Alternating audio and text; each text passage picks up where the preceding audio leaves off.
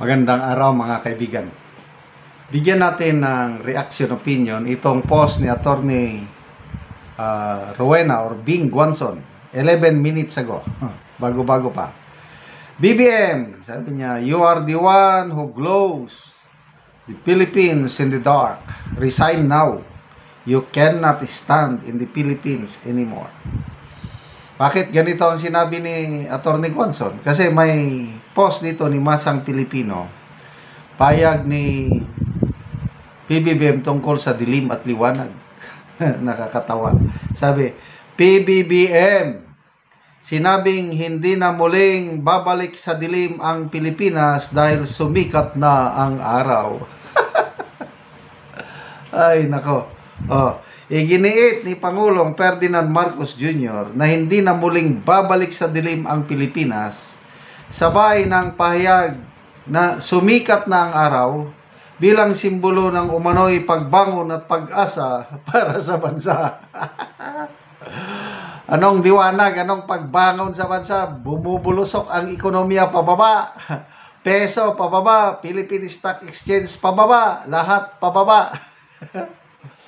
Ayon sa Pangulo, nalalagpasan na ng bansa ang mga panahong puno ng krisis at kaguluhan at nakapokus ng administrasyon sa pagpapalakas ng ekonomiya, paglikha ng trabaho at pagpapatupad ng mga reforma. Anong paglikha ng trabaho nga? Kawawa yung OFW natin sa Hong Kong, si Miss Rhoda Alcaraz. Napilitan yun na umalis dahil walang trabaho sa Pinas. Kararating lang niya doon. Mga 1 linggo lang ata yun. Nagkaroon ng sunog. Muntik siyang namatay. Ano yung paglikha ng maraming trabaho na sinasabi ninyo? Kumani ng magkahalong reaksyon ang pahayag na may sumang-ayon na patunay ito ng positibong direksyon ng gobyerno, habang iginiit ng mga kritiko na nananatili pa rin ang mabigat na hamon tulad ng mataas na presyo ng bilihin at isyo ng katiwalian. Anyway, ganyan ang pahayag ng Pangulo. Bahala na tayong taong bayan kung maniwala o hindi. Magaling yung speechwriter niya kung talumpati ba niya ito. Maalala ko, noong kampanyahan before yung midterm election, halos ganyan din ang kanyang sinabi sa isang campaign rally. Mamili kayo kung gusto nyong balikan ang horrifying times, nakakatakot na kapanahunan. Iboto nyo ang mga kandidato sa kabila. Kaya lang kung gusto nyo ng kinabukasan na prosperous, matagumpay, iboto nyo ang alyansa. Ay nako, yung statement niya na yon, inilagay niya sa kanyang Facebook, official Facebook page. Yun po ang umani ng halos 1 milyong laugh emoji. Kaya after that, wala na. Tinanggal na nila yung feature ng kanyang Facebook page na yung mailagay yung bilang ng laugh, angry, like, wala na. Mahilig ang Pangulo ng mga ganyang statements, mga general statements na ang gandang pakinggan, kaya lang, baliktad ang nangyari. May napanood akong Facebook reel sa budget hearing sa Senado. Kinestyon ni Senator Jingo Estrada yung housing targets ng gobyerno. Kasi pag-upo ng gobyernong ito, Marcos Jr., napaka-ambitious yung kanyang target. Magpapatayo tayo 1 milyong pabahay sa 1 taon. Kaya pag alis ko sa pwesto sa 2028, magpapatayo tayo ng 6 million housing units. Palakpak ang mga walang hiya. I think that was first or second SONA. Ngayon, nakatatlong taon na siya. tinanong ni Senator Jinggoy, ilan na ba ang napatayo?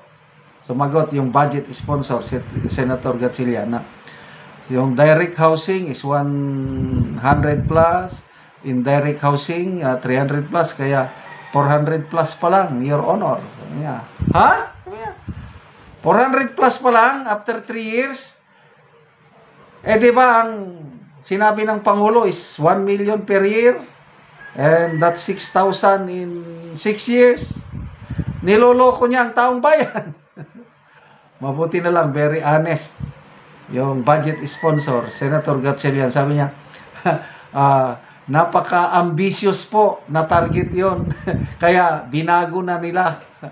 Instead na 1 million per year, ginawang 1 million in 6 years. Yun ang target. Ganun po katindi magsalita ang ating Pangulo.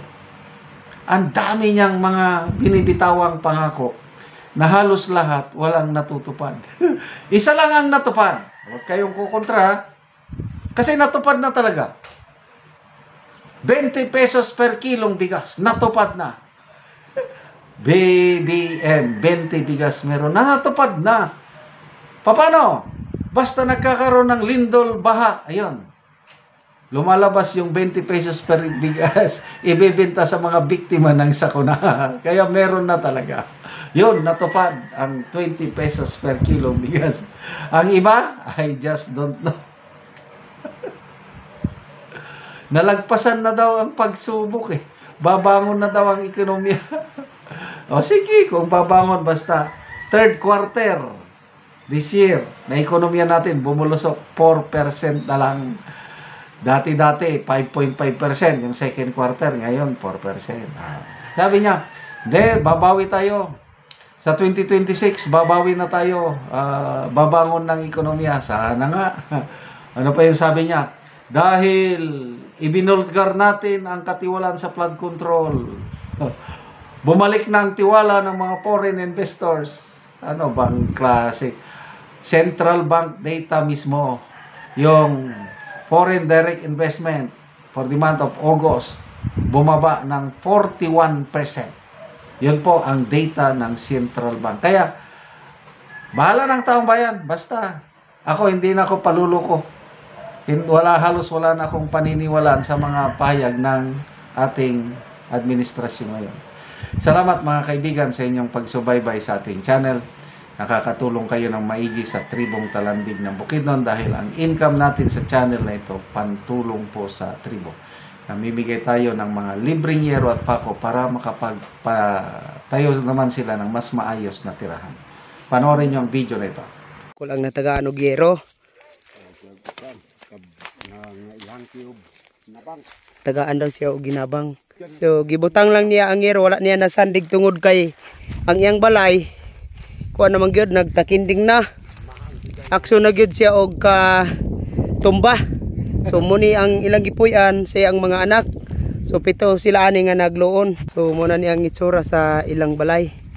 Nga kawayan lang in taon ang atop. So mga lata na gid kaayo ang atop nila. Makita nato nga kuha na gid kaayo ang ilang gipuy-an nga payag.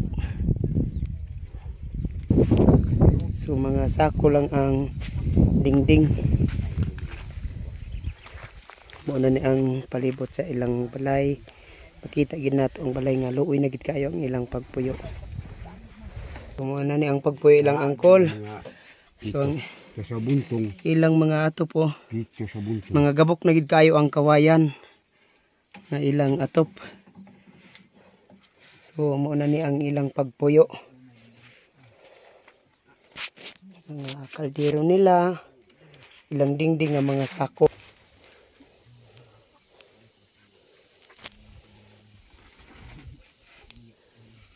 Pila na ni Col ka tuig imong balay?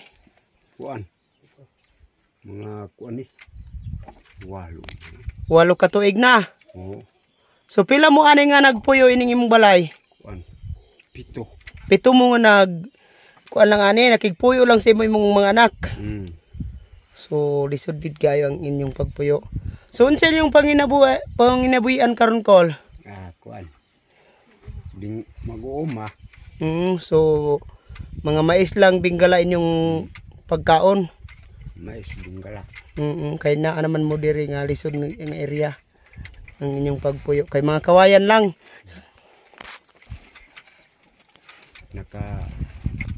Salamat sa Ginoo, hinabang kay Gido ko atop dayasin.